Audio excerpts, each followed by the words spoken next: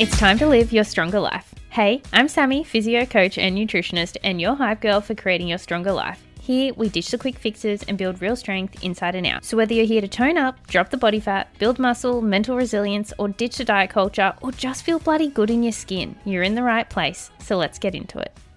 Hey fam! Okay, in this episode, I'm going to put on my physiotherapist hat here and talk about a few different types of pains that you may experience that are related to training and how to navigate it. So I'm going to be talking about what DOMS are, delayed onset muscle soreness, the really more normal muscle soreness you get from training. How do you identify the difference between that and I've done a little bit of an injury?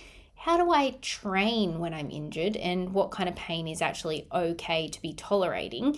What is joint stiffness? How do we prevent it? Why is that coming on? And also, what about those little referral pains that can sometimes come from a bit of a cranky nerve? So I'm going to be talking about a few different types of pain, and it's all about how it's related to training as well, to hopefully normalize the different experiences that you may have from your training program, and also how to navigate it, prevent it, and keep moving forward so you can keep pushing on, getting stronger, toning up, building muscle, all of those things. So let's jump into it. So first of all, let's talk about DOMS, delayed onset muscle soreness. What is it? That dull, achy stiffness that shows up usually 1 or 2 days after a hard workout.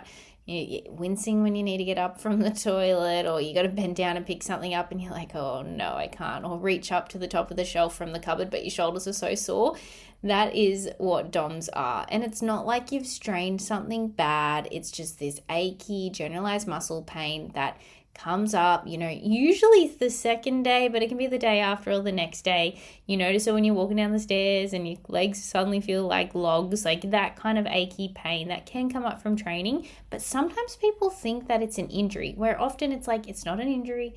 You just trained really bloody hard and you need to give yourself a bit of time to recover. So that is what DOMS are.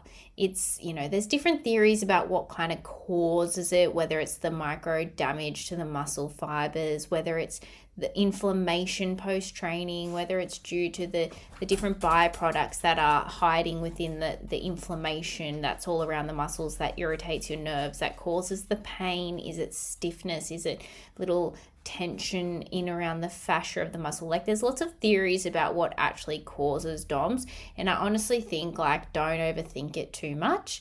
What do we do to manage it, and why does it happen? One thing about why it happens, one, you train bloody hard, so that's not a bad thing. You just need to let your body recover. It's just a normal aspect of it. You beat your body up, you got to give it time to recover and adapt and grow. And we want that in order to be able to get stronger and to keep building muscle and improving. Do you have to have DOMS to have a good workout? Absolutely not.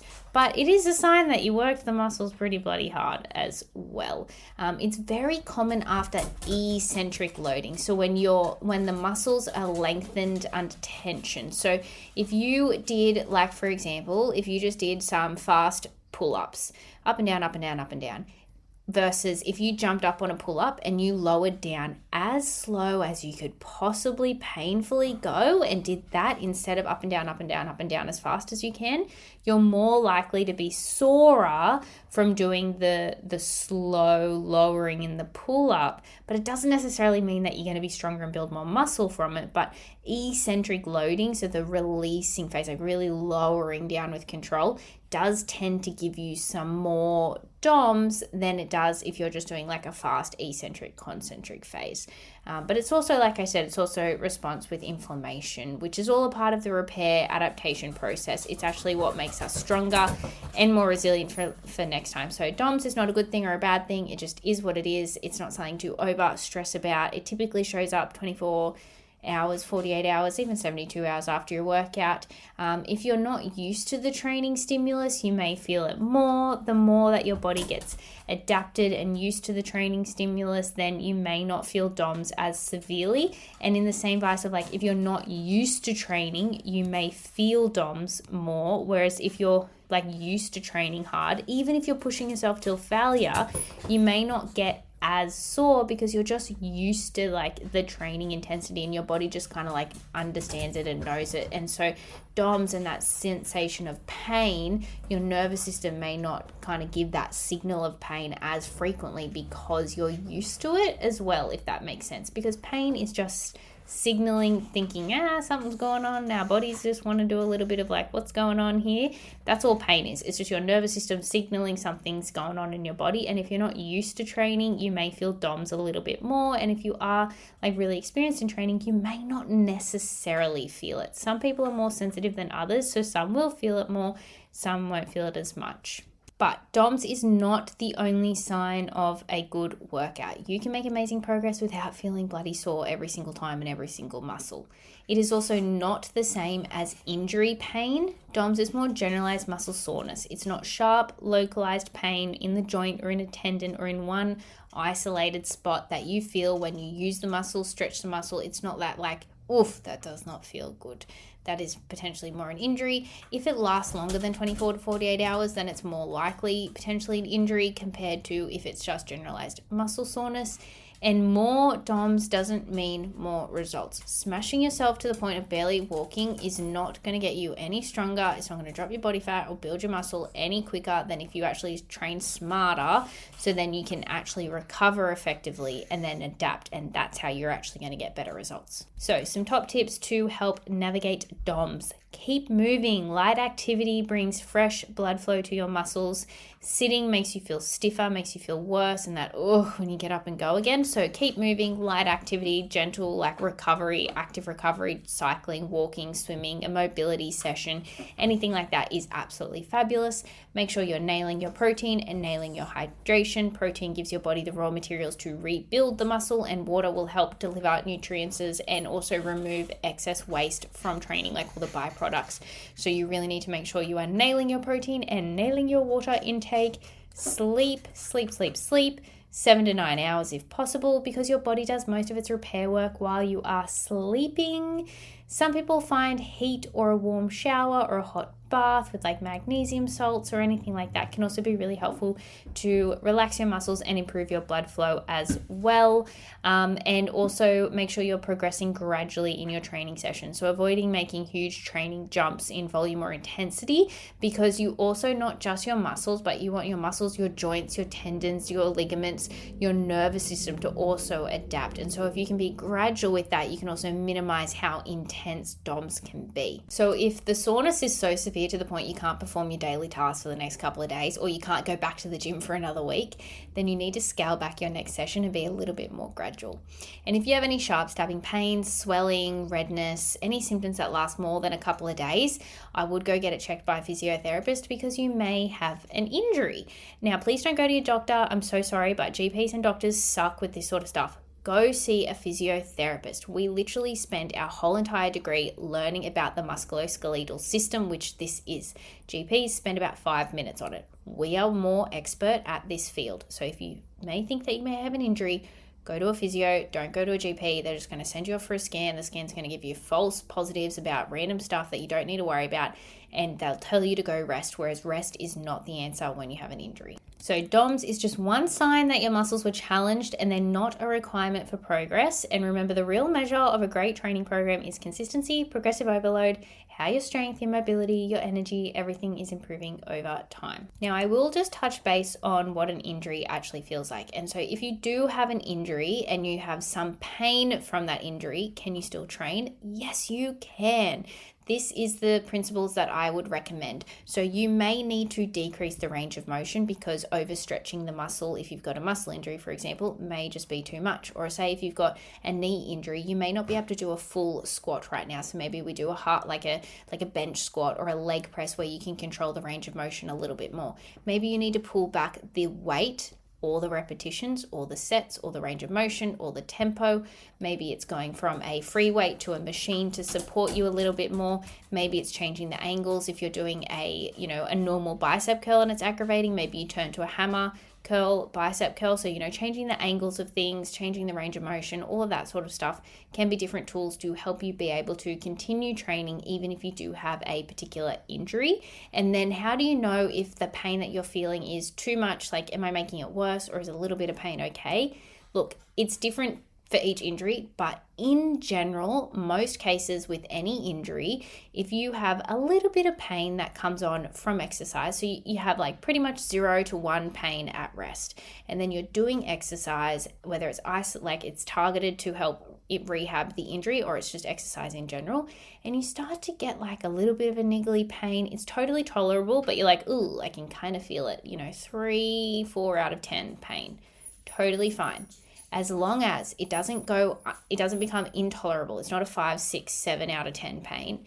When you do take rest and you're done with your training session, it settles back down pretty reasonably quickly, and you don't wake up worse off the next day. So you're not extra stiff, you're not extra sore. A bit of normal muscle soreness, like the DOMS we just talked about, is okay, but that particular injury spot isn't severely worse, stiffer, sorer.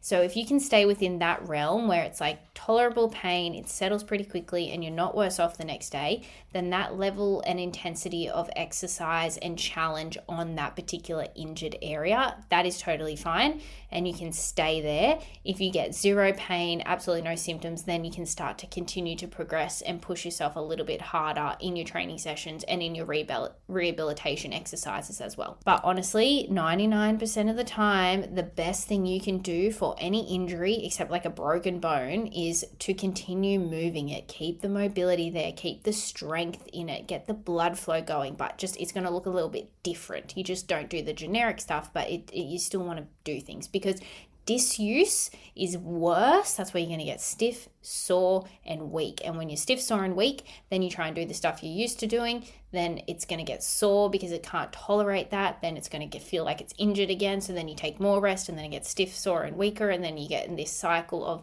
weakness, stiffness, soreness, and then you're trying to do more things, you get more injured, get more pain, and you just get stuck in this spiral. So the best thing that you can do is to exercise in a way that you can and rehabilitate and get stronger to, one, fix the injury, and then also prevent it from happening again. And then also, like, general exercise releases endorphins, and it also releases other like chemicals in your body that actually is pain relieving as well, like endorphins. Endone is a pain medication. It's like your body's literally producing pain medication within the body, for lack of a better way of describing it. So that brings me to this other point that I wanted to talk about, because it does come hand in hand with DOMS, which is joint stiffness. Now, joint stiffness actually more so comes from disuse, not using the joint regularly through its full range of motion, such as, for example, like if you're like, oh, my knees are so bad, I can't squat. It's like, well, actually, your knees are probably stiff because you don't do full range of motion with your squats. And so if we can gradually work through that range of motion to improve it over time, your body will adapt, but you got to do it slowly. Some people slower than others, but if you do focus on improving your mobility and focusing on training through the full ranges of motion for all your exercises, your body will adapt over time, and this can really help with joint stiffness. Like, for example, if you're like, I have a stiff and sore shoulder, maybe it's frozen shoulder or something, and you cannot reach above your head anymore. Well, I'm not going to just be like, all right, well, go do a shoulder press. Instead, maybe you're going to do wall walks with your hand. You're going to walk your fingertips up the wall and reach as high as you can and then back down again. So you're using the wall to assist you to do the full range of motion. And when you can reach up and down body weight, you don't even need the wall anymore, then you could progress to doing a weighted shoulder press.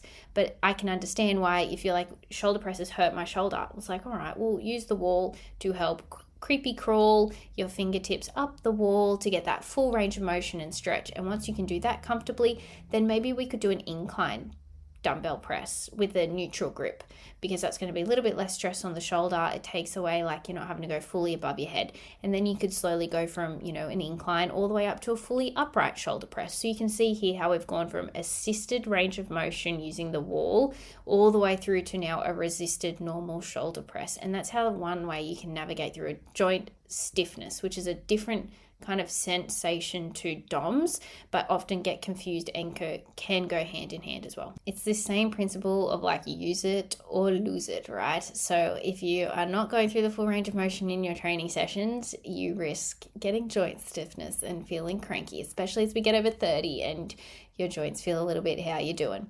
Another thing that can lead to joint stiffness and just feeling achy and sore and painy is prolonged sitting or one position kind of work. So do you know what the best posture is? Your best posture is your next posture. There is no perfect posture, but your next posture. And motion is lotion to the body. I'm sorry, I'm using all these like daggy terms, but like motion is lotion to the body. And so if you're stuck at a desk all the time, get up, move about, you don't have stiff hips, you're just stuck sitting for a really long period of time. And that's like another reason why. So we want to try and move about as much as you can, try and change positions, sitting, standing, sit cross-legged, sit normally, stand up, stand on one leg, stand with one leg in front of the other, stand with one leg on a stool, do a little walk around, squat down, stand up, like you get the idea. Now this one might annoy some people, but you only do low loaded movement only. So you may be active, but you're never fully loading the joints. For example, if all you do is walk and cycle, your hips and knees are not going through their full ranges of motion. That is another reason why you may feel a bit stiff and sore. And you can do all the static stretching in the world to try and help it, but the best way to actually improve your joint mobility and function is loaded training. Like just go and do normal weight training, do full depth squats, do full depth leg press, do a full depth shoulder press. Doing the full range of motion on the joint loaded is the best way to actually improve your mobility, even more than stretching. And by doing all of this, you're also going to protect yourself from injuries when you do get back into your training or just in life, to be honest. Like if you are super mobile and strong and mobile, you're bending down, you're not likely to pull your back in like you would if you're like very stiff and sore and not very active, and you go to pick up that coffee cup off the ground and suddenly you do your back in and you feel like you're out for a couple of weeks. It's more likely because of all the other things that you're not doing. You're not training consistently, you're not going through full ranges of motion, and you're not like challenging your body to get stronger and to adapt. And yes, sometimes pulling our backs and stuff like that just happens. Injuries can just happen. Like it's just unfortunate, but it can definitely decrease your risk of injury by making sure you're doing everything that I have discussed so far. So why does resistance training beat static stretching alone when it comes to joint stiffness and muscle stiffness? Is because static stretching only stretches and lengthens the muscles temporarily, but it doesn't actually change like your joint and muscles usable range when you're moving under load. So we want to make sure we are doing full range of motion when we are doing resistance training in all the angles and with really good form, really good control. It's going to help also get that joint capsule and your connective tissues to adapt to working through those deeper ranges as well. So static stretching alone can be really great for relaxation and to calm the nervous system down, but it's actually not going to help improve your mobility for the long term. Now I've got one more funny little thing that I want to talk about as well, which is nerve flossing. And it's like, you know, when people say I have sciatica, like I have pain that goes down into my calf or into my hamstring, or you might have it in your fingers and it's coming from your carpal tunnel. Like what the heck does all of that mean? Now there's a few reasons why this can happen, and I'm going to be super brief about this because I could dive way too deep into it, so I'm going to be super brief. Basically, there's different reasons why the nerve could be getting irritated and sending a pain signal down your leg or down your arm, and that's that referral pain pattern. So that's where you may need a massage into your glutes or, something like that, or your forearm muscles are really tight and they're compressing on a nerve and just getting it to send a bit of an irritating signal. So it's a bit of tension. That's where there's other techniques as well, not just massage and loosening up the actual tight area. You can also do this flossing technique. Now I would recommend kind of looking up some YouTube videos if you are experiencing anything like this. But for example, if you are laying on your back and you hold one leg up in the air like a hamstring stretch kind of thing, but instead of just focusing on stretching your hamstring, you also lift your leg up, try and extend it, flex your foot, and then you point your foot, bend your knee, and you go through this kind of up and down flowing kind of cycle. And then you could also play around with tucking your chin and bringing your head back and chucking your chin and bringing your head back, and also by flexing and pointing in your toe and bending and straightening your knee, kind of in a bit of a rhythm. YouTube a video to watch how to do it. Stuff like that can also be like a bit of a nerve floss, which can help if you are getting any of that kind of sciatic pain in the back of your leg or anything like that. Now, I'm not going to dive any more into it, but it is just another type of kind of pain that people do associate with training quite often that I want to address as like, it's fine. Usually it's just like you have a tight muscle or a tight something irritating down the chain, want to loosen that up. Sometimes with a bit of hands-on therapy, do a little bit of nerve flossing, and then everything else I just talked about. Work training through full range of motion, strengthening through all the different ranges. This stuff usually happens when there's some weakness in the chain that is kind of overly tight and causing this irritation as well. That last little bit may have gone over your head. Don't stress about it too much. The main takeaways is the different types of pain that you experience from training. DOMS, totally normal muscle soreness. Joint stiffness can be completely prevented when you are training properly.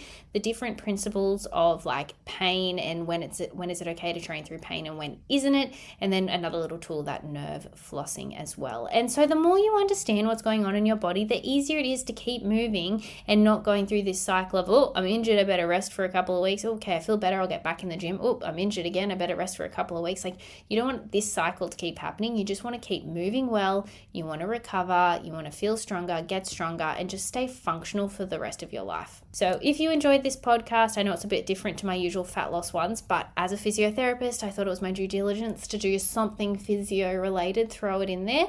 If you found this helpful and you have any more specific physio related questions you'd like me to do podcasts on, shoot me a message, let me know, and I can definitely do some more. Thanks so much for listening. If you found this episode valuable, please rate, review, and subscribe. And I'd love if you shared this on your Instagram and tag me Sammy_livestrong. And if you'd like to learn more about my coaching and join the Project Livestrong family, please message me Livestrong on Instagram and I'll see how I can help. I'll see you next time.